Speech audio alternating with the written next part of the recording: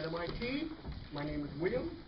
Today we have a special meeting today. It is called Speech Contest. This is where we have 5 speakers and they will compete in this contest. There will be 3 places, first, second, and third. So, one speaker has dropped out, and that's Sukil.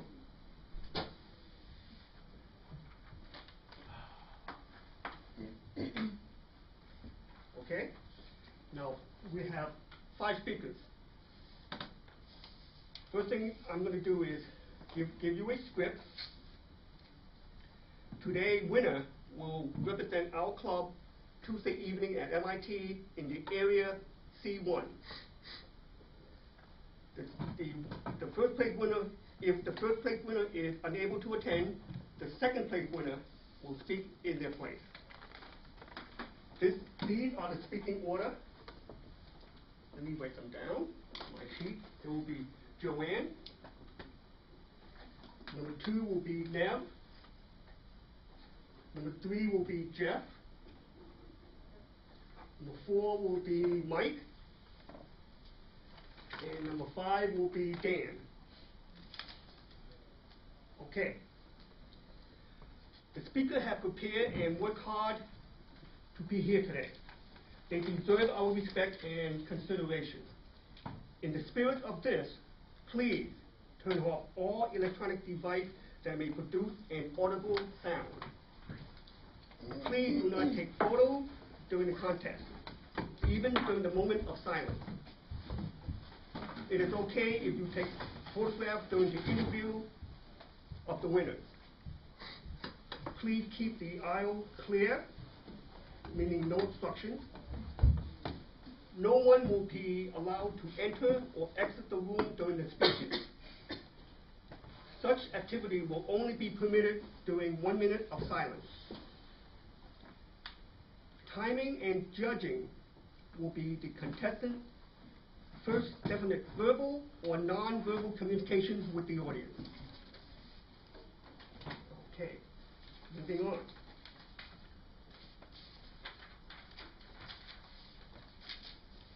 I will announce the contestant name, title of the speech,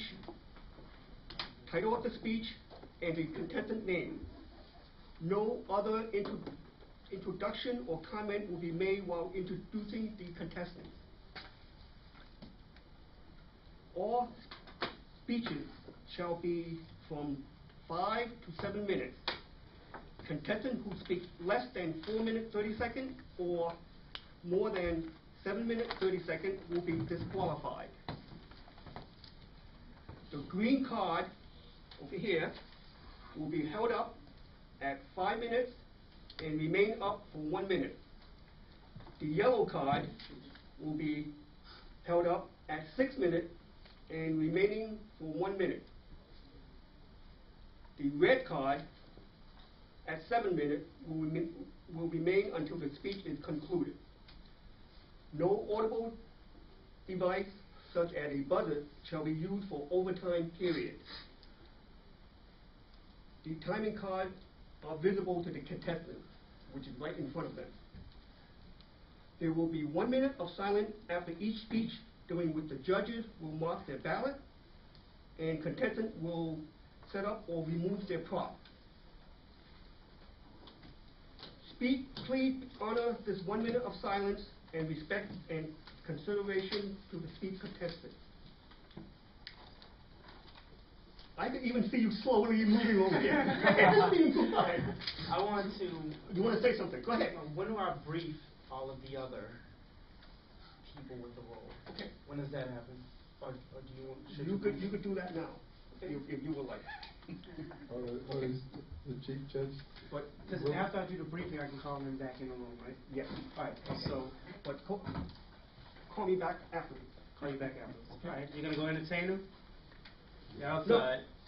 No, I was just putting. Judges, put your hands up. Does every judge have a sheet, a tally sheet? Mm-hmm. Okay. Does every judge understand what they're supposed to do with those tally sheets? Mm-hmm. Yes.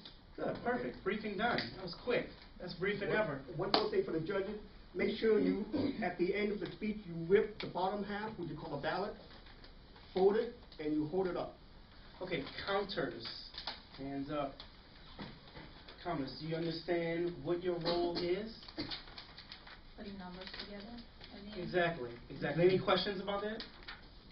And I have calculators here to assist in the tally at the end.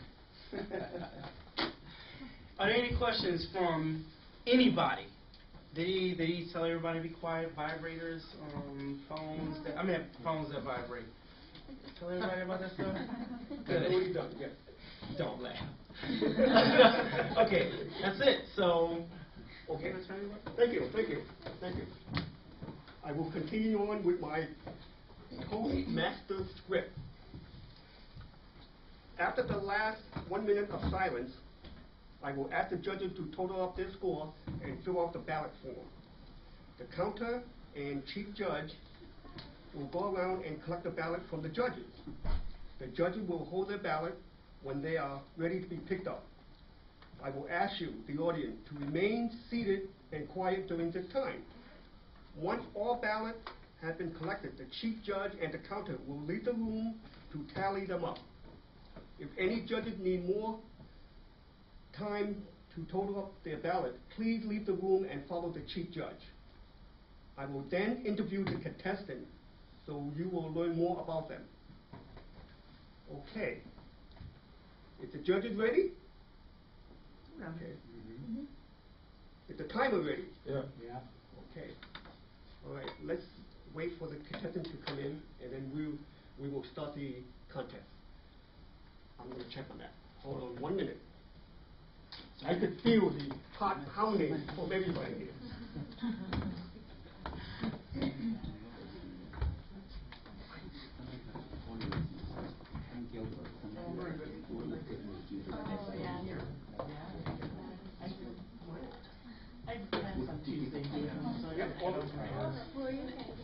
Oh, I'm Theo Chow. I get to do these clubs, find the mistakes for you. The only thing I get to do. So, oh, you get to how would they? So, if my husband ever wants to drop French, I'll remember again. All right, good.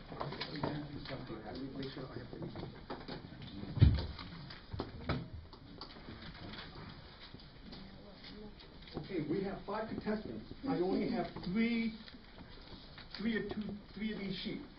2 contestants are missing.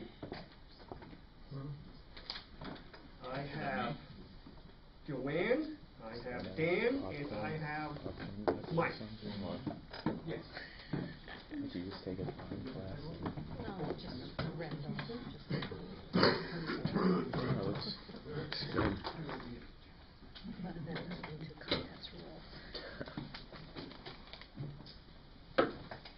Who's the other one that I missed? Jeff? Yeah. I was in French class taking tests last week. Good luck. Okay, what I need now is from Nev, I need your sheet.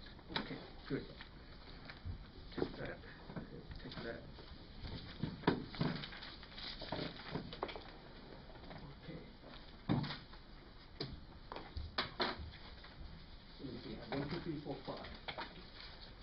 Okay. Are the contestants ready? Yeah. The judge is ready, time is ready, and the counters are ready. Okay.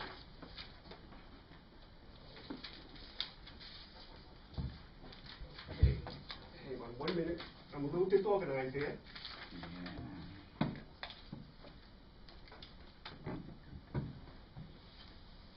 Let me put these in order. I guess so. It's a generic flip. It's like the Kodak version. Or, like the blobby thing. I mean, it's not a phone. It looks like a phone, but it's not. It's like you can bring it with you, that type of thing. Okay, are everybody ready? Yeah. Our first contestant Joanne. The Alexander technique. The Alexander technique, Joanne.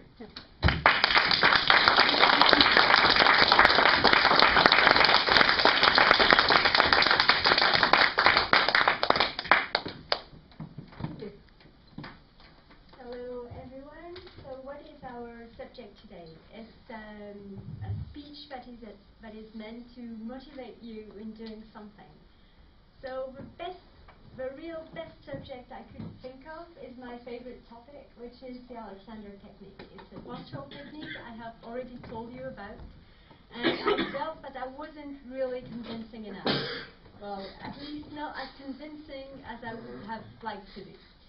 So I wondered which way would be the best way to convince you to try this technique.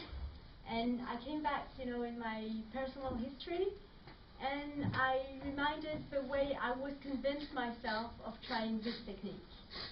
And so I'm going to tell you about this story, which is not my story, and then I'm going to tell you about my own story, what I did with the Alexander technique, especially what the Alexander technique did for me. And then I'm going to come to what Alexander technique can do for you. So the initial story that led me to try this technique happened like 5 years ago. I had this friend and supplier, which is called Raphael, that I called one time telling him, hello, Raphael, how are you doing? I have a new job for you. And he was usually, quite this kind of people who are a bit distant, but in the same time very friendly and professional. So I was used to this kind of behavior. And for once, he was really different. He was very panicked. He was feeling bad. I could tell from his voice. So I told him, well, you obviously cannot work for me today, but what's going on? Do you have any issue? Can I help you in any way? And he told me, well, you can't help me because my little sister is actually in hospital, and I'm visiting her every day, and I'm trying to find any way to get her out of his hospital. This was a special hospital because it was a psychiatric hospital. The girl was 23 years old, and all in once, no one knows how, she had become dangerous for herself and for other people. So she was stuck in this hospital with in a chemical cell, and she couldn't do anything. And Raphael went to see the doctors regularly, tried to see many kinds of doctors and specialists, and all of them told him, your little sister is never going to be cured. We don't know what she has, we don't know how to cure her, so I'm really sorry, but her life might be really long and might be really sad as well. So the guy was completely desperate, and he told me, well, I can't talk to you right now, I'll call you back soon.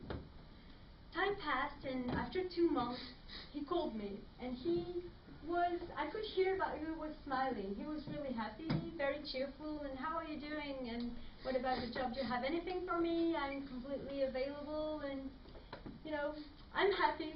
So I told him, well, what about your sister? What happened?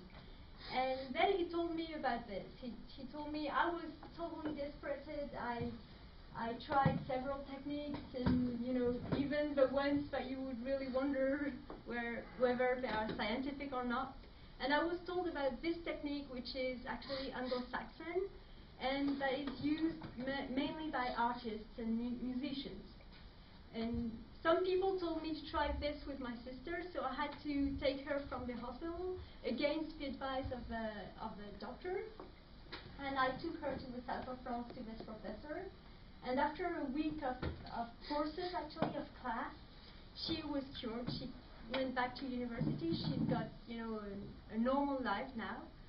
So I was really doubtful, both doubtful, surprised, and at the same time, this guy had a lot of credit for me. I knew him for 7 years. I knew he was both clever, educated, and, he was rational. So I told him, well, tell me more about this technique, and come and have dinner at home.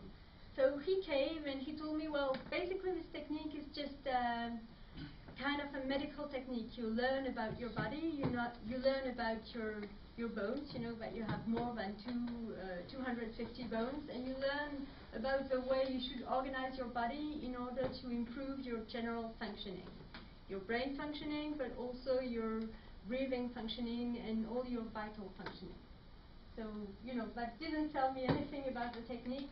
And a month later, I went to his place, and there was actually a class of this technique. I took it, and I took it the day after, and it lasted 5 days altogether. And in the end, I understood much better what this technique was. It's actually a way to stand better. I couldn't explain it more clearly. And the benefit I had, so in my own story, were to stop smoking and lose weight in the same time, which is very unusual. It was also to improve my performance at work. I doubled my revenue. You would tell me, how did you double your revenue by standing, you know, better? The thing is, it helped me to improve my self-control and to remain calm when needed, and to organize better as well. So I was able to prioritize my objectives, and I was able actually to, you know, to double the number of books I was publishing, so to double my revenue. That's as simple as that. And also, I was able to improve my skills, my quantitative skills, which was again very surprising for me, as I had always been very low skilled in quants. I had to take the GMAT, which is a test mainly in math, and I was able to perform pretty well at once. So that's what the Alexander technique did for me. What it could do for you is it could help you actually reach your goals, whatever your goals are. Usually when you slow down, when you organize, when you remain calm in a difficult situation, which is life, because life is just dealing with difficult situations. Well, when you keep thinking, when you're able to keep thinking when something really serious or something really bad happens to you, then you're improving all your skills. So I really encourage you to try this technique.